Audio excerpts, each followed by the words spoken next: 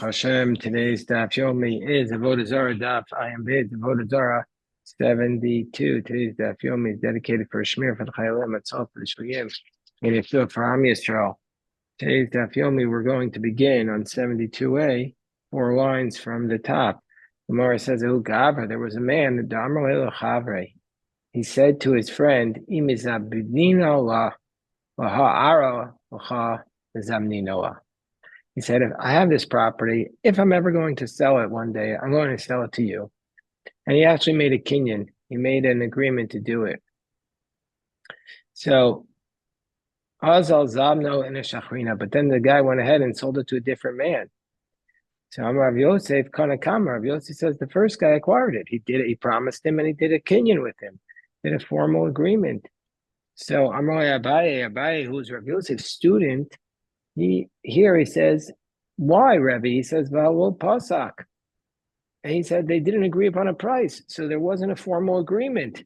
So the first they didn't agree upon a price with the first person, and so therefore they didn't really have consent with the kinyan. He said, listen, if I want to, if I'll get more money, I'll go back on it. So Umana Tamer to call Hechadu Pasak Kolkana. Well, where do we know this idea that wherever you don't have an agreement, you have not acquired it? So the Gemara says the Tanan, I'll prove it to you from our Mishnah, which we had in yesterday's daf. Let's say you sell some wine to an idolater. So it says in our Mishnah, if you sell wine to an idolater, you agreed upon a price before the idolater brought into his possession, then damav mutar, and then you could sell it. But if the idolater measured it and then basically presumably touched it, achal pasak, before there was an agreement on the price, damav asurin. So then it was still owned by the Jew when it became yayin nesach. So then the Jew is now trading in yayin nesach. So then it's prohibited. So we see from here that you need to have agreement on the price in order to have a real kinyan. So the Gemara says, "My haviyalah." So what's the conclusion? The Gemara asks, "What do you mean, my haviyalah?" The Kamrina, we just said that if there's no agreement on price, there's no formal transference. So the Gemara says, "No." Dilma chumra di'ayin nesach shani. No, maybe in that case, the reason why you need to have agreed upon price is because of a stringency of yayin nesach. But maybe in general, we're not going to say that. So the Gemara is trying to figure out whether or not you could go back on the ruling in this case, this agreement where you promised to sell to the first guy, but there was no formal agreement on the price. Tashma da Amar Ravidi bar Avin. So Ravidi bar Avin tried to bring a proof because of the Hava be Rav Chisda be Rav Huna. So Rav Chisda, when Rav Chisda's base medrash, and then Rav Chisda went to Rav Huna's base medrash. Upashte mehad Tanya. They learned it out from the following brisa. Masha chamarav upoalav. Let's say Rashi says that his donkey driver was bringing fruits on his back, or his workers were carrying them on their shoulder. And his friend pulled them in. Basically, he drew in the guy drew in the donkey driver or the workers, and brought them into his house. That's not called drawing it in. Because Mashiach does not acquire a person. Upeiros calls man shehena. As long as he's carrying the fruits, he has not acquired them. So the guy just grabbed his friend, whose friend is holding the fruits. That doesn't work. So then, whether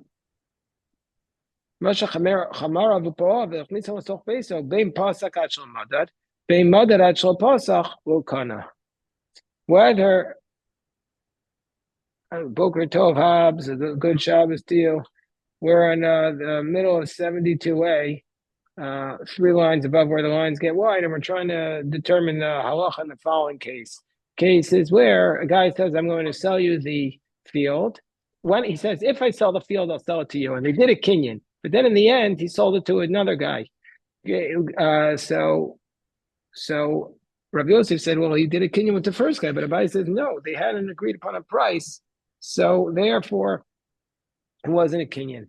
And the Gemara is trying to prove the halacha here from a brisa. The brisa says if you did a mashicha on your donkey driver, on your workers while they're holding fruits, that's not called a mashicha, because mashicha doesn't work. You remember what a mashicha is, Hobbs? That's where you grab Exactly, because Mashiach doesn't work on a human being, and but then it doesn't matter whether or not whether bein pasak ad shlamada, bein madad ad pasak. Doesn't matter whether you agreed upon a price beforehand or kana. Both of them could go back on it. But pirkan, let's say you took off the fruits, and then you brought the fruits into your house, or pasak ad shlamada. If you agreed upon a price, then and then you did the medida, which is the kinyan basically, because you measured it.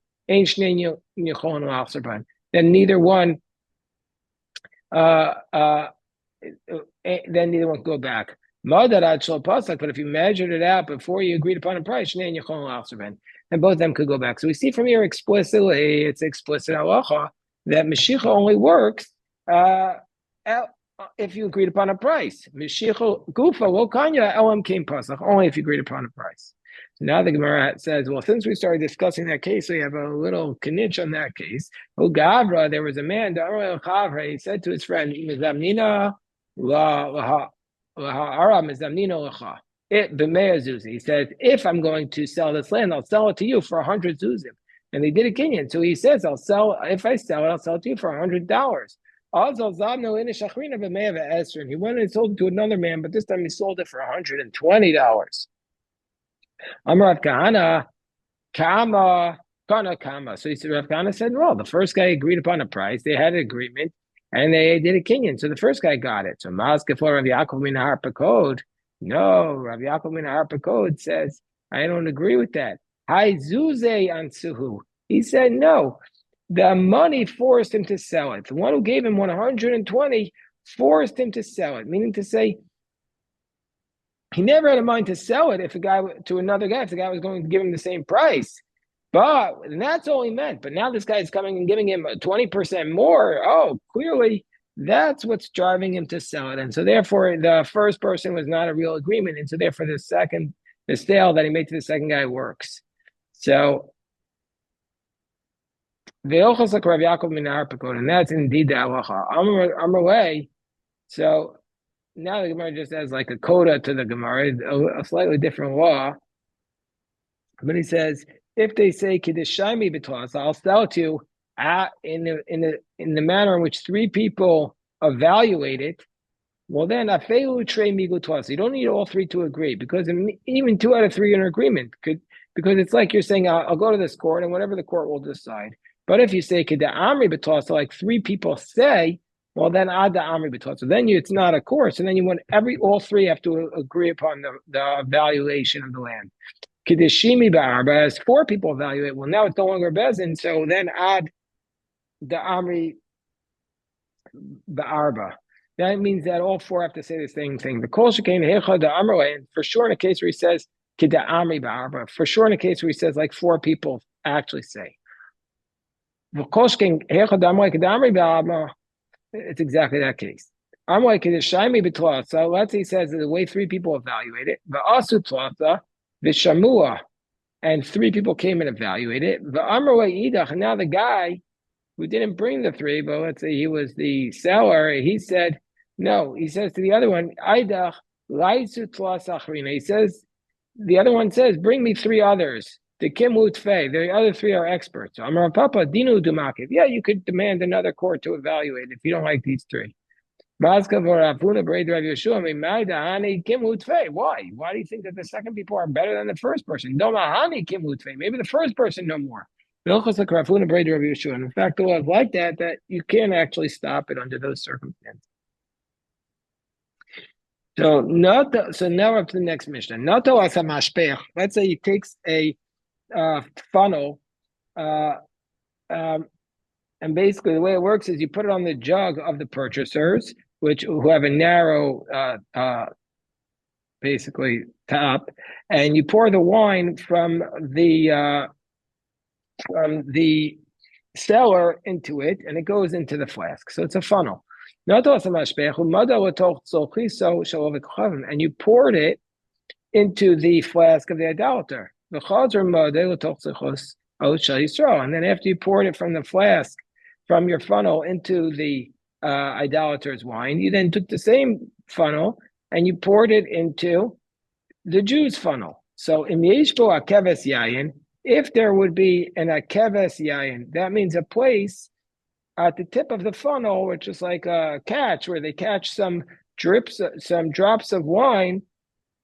Then we're going to say you've now prohibited the wine. It's going to be usher because we're going to say that some of the wine that you poured into the idolater's flask is still there. And so now we're going to see what the problem is. Let's say you pour from one utensil into the other. As she'ira mimenu, the wine that remains from the utensil that you poured, mutter, that's going to be permitted. As she'ira letocho, but let's say you're pouring it into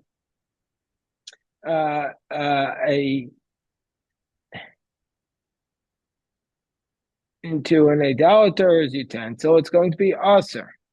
It's going to be prohibited. And the Gemara is going to explain the case.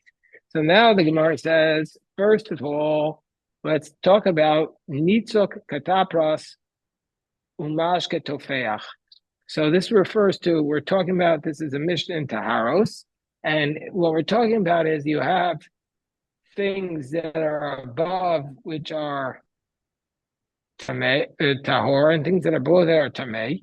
And so you have nitzok is a vertical pour, or katapras is a diagonal. Mashka tofech, this is liquid that's moist enough for when you touch it, you feel wet, but it's not enough to transfer the moisture to something else. Eino chibur, it's not going to be considered connected well with tuma. Meaning, let's say you pour your water from above to something that's tamei below, it won't be connected by that vertical stream that's coming down. Eno chibur lo tuma.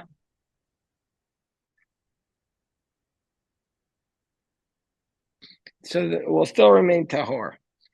It will still remain tahor above. Below tahara, and also the reverse. If you want to connect in order to go to the mikvah, let's say you're at the top and it's not 40 sa, and there's a stream connecting it to a pool below, which is for sure 40 sa, it doesn't work. Below tahara. Hashborim, but if it will be still water, chibur with tumah tahara, that would be connected. If you're on either end, that would be connected for tumah and tahara. So Amar Rav Huna, and now Rav Huna comes on and gives this chiddush. Okay, with respect to tumah and tahara, these types of relations into liquids are not going to be connected. But with respect to yayin nesach, it is connected. So Amar Rav Nachman Rav Huna Menolacha. Where do you know? Where do you know this from? If you want to say it's from the Mishnah in Taharos, and if you want to infer from the Mishnah in Taharos, but Tahara, it's not going to be connected for Tum and Tahara. You want to infer from there that with respect to Yain Nesach, it is Tum and Tahara. Ema Seifa. What about the next line of the Mishnah? Ashboron chibur u'tumah tahara. The ashboron is connected for tumah and tahara. Tumah and tahara, who have a chibur? You mean to say for tumah and tahara? That's when it's connected.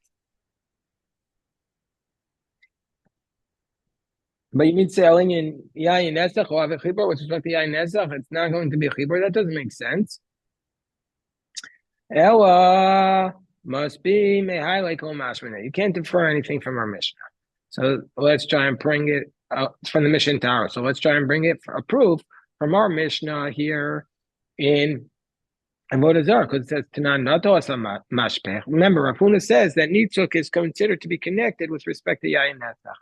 So it says in our Mishnah, Nato Asam Mashpech, Mado Totzel Chisa Shalavok Chavim, Mado Totzel Chisa If you pour it from your flask through the funnel into the idolater's utensil, and then you take the same funnel and pour it into the Jew's utensil, it's going to be, if Yeshbo on the top of 72a, Yeshbo Akeves Yayin, if there is an Akeves Yayin, it's going to be prohibited. So now the Gemara asks the question, Yeshbo Akeves Yayin Asar, Ha Akeves Yayin b'maikom mitzasra. Why, if there's an Akeves Yayin, there's something that's trapping the drops of wine at the lip of the funnel, why is it prohibited? the mashpech itself, the funnel itself, is not touching the yayin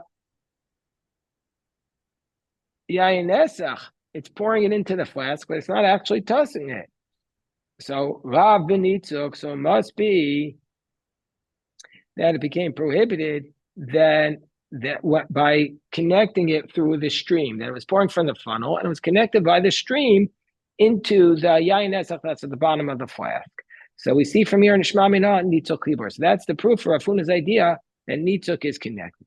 So Tani Rebbe Chia, so Rebbe Chia taught shepachasto tzolchiso. So basically, Rebbe Chia taught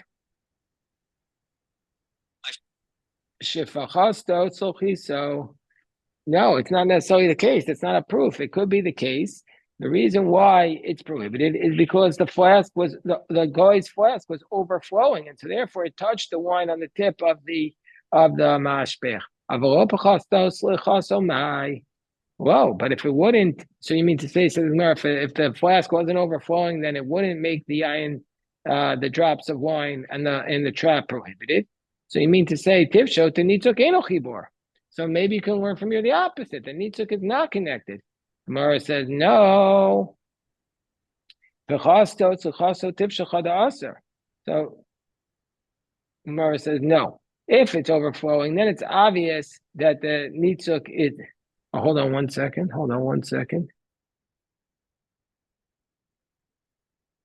Okay, so the Gemara says no. No, obviously, all we can learn from this case of Rebbe Chia is that if it was overflowing, it's for sure going to be prohibited. But nitzuk tibaye, but we still don't know the question about the case of pouring of a stream. So the Gemara says, okay, let's try and bring a proof from the earlier Mishnah on Amud Aleph, where it said, "Touch ma'ara mikli l'kli." Let's say you're pouring it from one utensil into another. As shema'ara mimenu, the utensil you're pouring from is going to be mutter. The utensil you're pouring from is permitted, and the one you pour it into is going to be prohibited. That means hadabeni bene aser, but the ones in between is going to be prohibited because of nitzuk. So therefore, the ones in between are prohibited. Shmamina nitzuk chibor. So don't learn. Why don't we learn from here that the stream is going to be connecting it? It says nitzuk is a chibor. Gemara says no. Nitzuk chibor. If the stream connects it, I feel degave demana nami litzar. Well, if that's the case, if you're going to say nitzuk is a chibor, then even the wine, I feel degave demana nami litzar. Even the wine, it should be connected all the way back to the utensil you're pouring from. The utensil of the Jew, it should also be prohibited because it's one stream and the stream should be connected. So the Gemara says, "Hello, kasha." No, that's not difficult. We could assume that the when it was being poured, it was being poured in spurts. So it wasn't a direct stream all the way back to the utensil of the Jew, but the stream itself would be connected, and so therefore that stream, if it didn't end up in the utensil somehow of the guy, it would still be prohibited. So the Gemara says, and mikol makom nitzuk chibor. So and we could prove from here the nitzuk is connected. The Gemara says, no, we have a problem with that. Utameich ema seifa. What about, according to your logic, what about the next clause of the Mishnah? Et she'ero tocho hu da'asar. The next clause of the Mishnah says the utensil that he poured it into is prohibited, which implies beni shari, that the stream that was pouring down in between is permitted. It's only what's in utensil that's prohibited, but the stream in between is permitted. So we can't actually prove it from here. So the Gemara says, let's bring a proof from a brisa. Tashma says the Gemara, Ma'ara mechaves lebor. Let's say you're pouring it from a barrel into a pit that has the yayin nesach in it. The stream that goes down from the lip of the barrel and below is prohibited. Meaning to say the stream is prohibited because it's connected to the yayin nesach. This proves that nitzuk is chibor. Or Gemara says no. Tergama, Rav Sheishes, no. Why is that Nitzuch Chibur? That case, that brisa, what's it referring to? That's referring to Ba'ove Kochavim Amar. It's a special stringency about idolater who's pouring it in. To Asimi Kocho, since the one who's pouring the barrel, comes from his force, therefore the sage has made a prohibition in that case that Nitzuk is Chibur. Well, even though the Kochavim Amar, I feel Gavada Chavisa Nami Mitzvah. If the idolater is pouring it in, even whatever is inside the barrel should also be prohibited because the guy is moving it around the barrel when he pours it down. So why do we say only the stream? So the Gemara says no. The whole concept of the force of an idolater, the whole force of the idolater is midrabanan hudaser. The whole force of the idolater, that the whole idea that idolater's force is prohibited, is rabbinic. So the wine that came outside the utensil, the rabbis made the decree on. But the wine inside the utensil, since it's just the force of the idolater, the rabbis did not make a decree upon it. A lot of times you have this today that let's say you have an idolater who's holding bottles of wine. So if it's inside, and it's sealed, then it's not going to be a problem. But if it's the wine that comes out, would be a problem. So now the Gemara says, Rav Chisda said to those people who sell wine,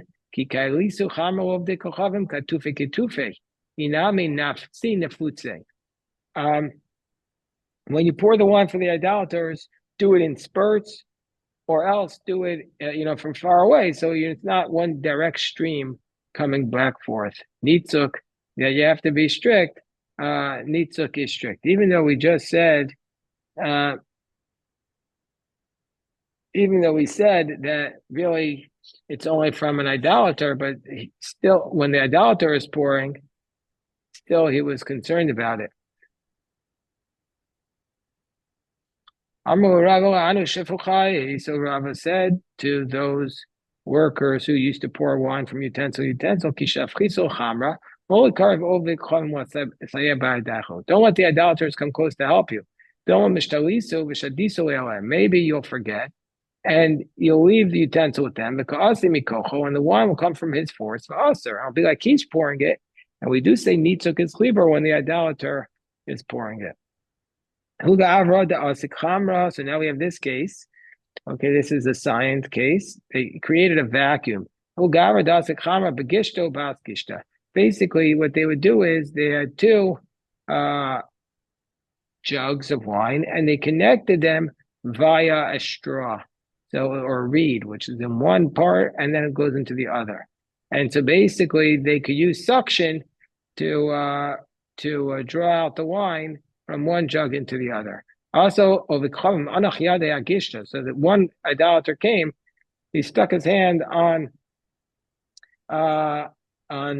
one of the one that was basically pouring out the wine, and thereby stopped the suction. Also, Rava said that all the wine is prohibited, both the wine in the second utensil and the wine in the first utensil. And the wine, Rashi explains that the wine in the second utensil is prohibited because he for sure touched the stream, but the wine that was, and that wine, why the wine in the first utensil? Why was it prohibited? So why it's prohibited? But Nitzuk, we're going to say that it's prohibited through the stream that was connected. So we see that because there's a stream between the two jugs, it's going to be prohibited because of nitzuk.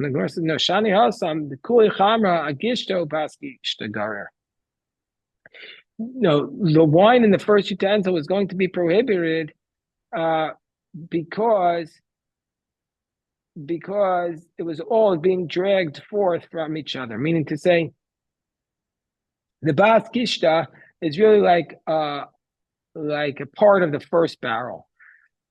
It's because of the suction, that's a higher level of connection between the two. Created this suction, it's a higher level. It's more than just a regular pour. What's a kinishkanin? They used to have a jug which had multiple places to suck from the wine from the jug, like straws, and they would all drink from it at the same time. I guess like a water fountain with multiple people drinking from it at the same time. That's permitted because we're going to say you could drink with it from an idolater because when you're sucking the wine, the stuff that the idolater is drinking is not going back because you're sucking on the suction, and that's not allowing anything to go back. But Hani Mili, the Kadam Pasuk Yisrael, that's where the Jew stopped first. Because once you stop the sucking, then the wine goes back in. But if the idolater is the one who stopped first, low, it wouldn't be okay because then his backwash would be going back in, and there'll be the wine of the idolater. I know the whole process doesn't sound like it's something that's very hygienic, but that's what the way they drink. And Sharlo Mishta Bekanishkin. He allowed them to drink with the Kanishkin. Some say Rav Bar Huna himself drank in this manner. And that, but Tosfos says, how could he do this? He was how could he do it? Even if it wasn't chibur, he has to be concerned. Maybe the guy would stop first and then he'd be drinking it. So Rabbeinu Hananel gives a different explanation, meaning to say he used to drink with another Jew in Kanishkin. So what's the chiddush here, says Tosfos? The chiddush is that you might have thought it's prohibited to drink in this manner because it's like a party. I mean, the little mitzvah is mishum simcha. That nowadays we have to limit our joy because of the destruction of the temple, but he still drank from it. He didn't think it was joy. All right, big shkoyach to everybody. This is today's daf. A big shkoyach to everyone. Shkoyach, shkoyach.